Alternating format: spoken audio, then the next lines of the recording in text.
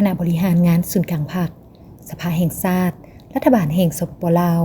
ศูนย์กลางแนวล้อสังชาติและครอบครัวศรีพันดรขอแจ้งข่าวเศร้าสลดใจอันสุดซึ้งมายังพี่น้องร่วมชาติพนักงานสมาชิกพรรคกำลังป้องกันชาติป้องกันความสงบในทั่วประเทศและเพื่อนมิตรที่อยู่ใกล้และไกลทราบทั่วถึงกันว่าสหายพลเอกคำไต่ศรีพันดรอดีตประธานคณะบริหารงานศูนย์กลางพรรคอดีตประธานประเทศแห่งสปป.ลาวนักปฏิบัติอาวุโสของพรรคประชาชนปฏิบัติลาวได้ถึงแก่มรณกรรมในเวลา 10:30 นาทีของวันที่ 2 เมษายน ปี 2025ด้วยโรคชราล้มอายุได้ 102 ปีสหายพลเอกคำไต่ศรีพันดรแม่นหนึ่งในการนำหุ้นทำอิฐของพรรคเฮาที่ได้เป็นหลักแรงและแกนนำของศูนย์กลางพรรคในการนำพาชี้นำการปฏิวัติศาสตร์ประชาธิปไตยในเมื่อก่อนและในภารกิจปกปักรักษาและพัฒนาประเทศชาติก็คือเป็นผู้นำหน้าในการจัดตั้งปฏิบัติแนวทางเปลี่ยนแปลงใหม่รอบด้านมีหลักการของพรรคเฮาสหายแม่นนักรักชาติแม่นนักปฏิบัติและเป็นผู้นำที่ดีเด่นของพรรคของชาติเฮาตลอดชีวิตของเพิ่นได้อุทิศสติปัญญากำลังวังชาเพื่อภารกิจปฏิบัติของพรรคเฮาเพื่อการพัฒนาประเทศชาติและความอยู่ดีกินดีให้แก่ประชาชนลาวบรรดาเผ่าการจากไปโดยบ่มีวันหวนกลับคืนมาของสหายพลเอกคำไต่ศรีพันดรเป็นการสูญเสียอันใหญ่หลวงที่สุดสำหรับพรรครัฐและประชาชนลาวบรรดาเผ่าในเวลาแห่งความเศร้าโศกเสียใจและความอาลัยอาวรณ์อย่างสุดซึ้งนี้ทั่วภาคทั่วรัฐทั่วกำลังประกอบอาวุธพนักงานสมาชิกพรรคและทั่วปวงชนลาวทั้งชาติจงหันเอาความเศร้าสลดใจและความอาลัยหักต่อสหายพลเอกคำไต่ศรีพันดรให้กลายเป็นการกระทำตัวจริงสามัคคีกันเป็นปึกแผ่นแน่นหนา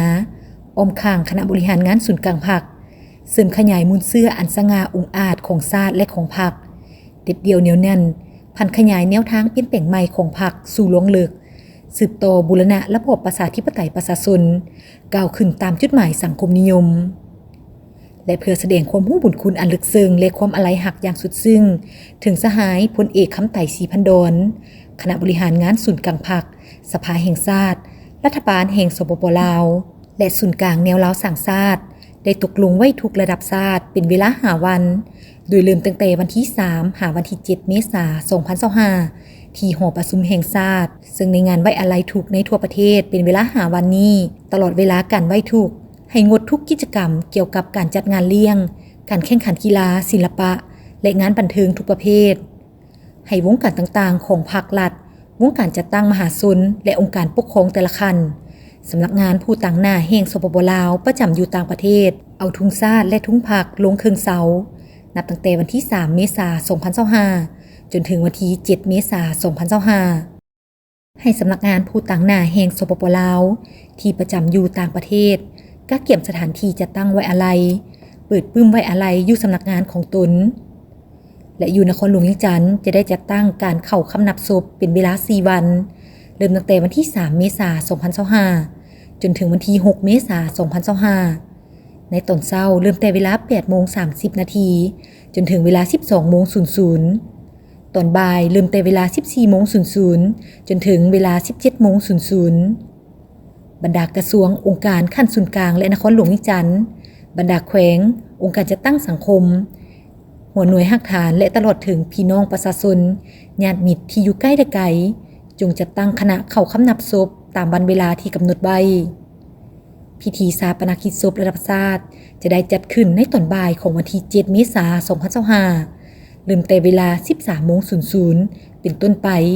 ที่เดินพระธาตุหลวงนครหลวงเวียงจันทน์ท่านคำไต่ศรีพันดรนับตั้งแต่ปี 1975 ถึงปี 1991 และมาฮอดวันที่15 สิงหาคม ปี 1991ประธานไกรสอนพรหมวิหารได้ถูกเลือกให้ดำรงตำแหน่งเป็นประธานประเทศคนที่2ต่อจากประธานสุภานุวงศ์และในวันเดียวกันนั้นท่านคำไต่ศรีพันดรก็ถูกเลือกให้ดำรงตำแหน่งเป็นนายกรัฐมนตรีคนที่2ของสปป.ลาวซึ่งท่านได้เริ่มดำรงตำแหน่งนายกรัฐมนตรีแห่งสปป.ลาวนับตั้งแต่วันที่15 สิงหาคม ปี 1991จนถึงวันที่24 กุมภาพันธ์ ปี 1998รวมเวลาดำรงตำแหน่งนายกรัฐมนตรี 6 ปีกับอีก193มื้อมาฮอดวันที่21เดือน11ปี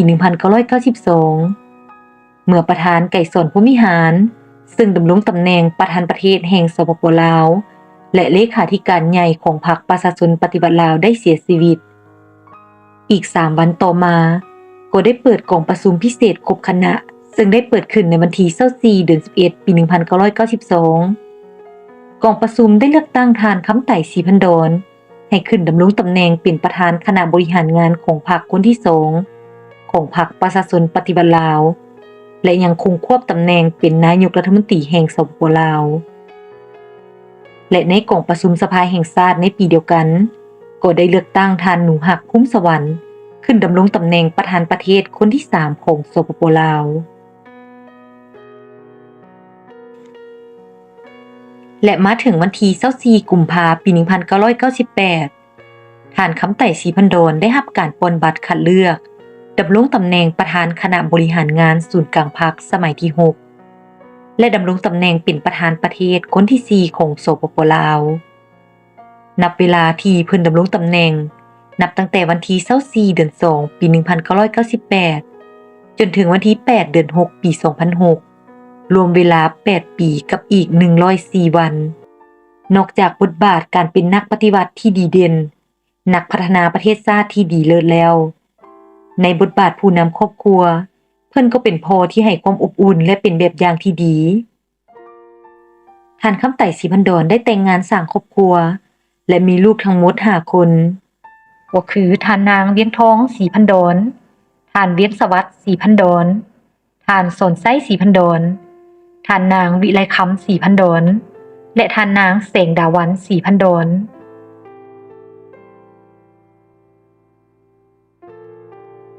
แต่ละคนล้วนแต่ได้รับการศึกษาที่ดี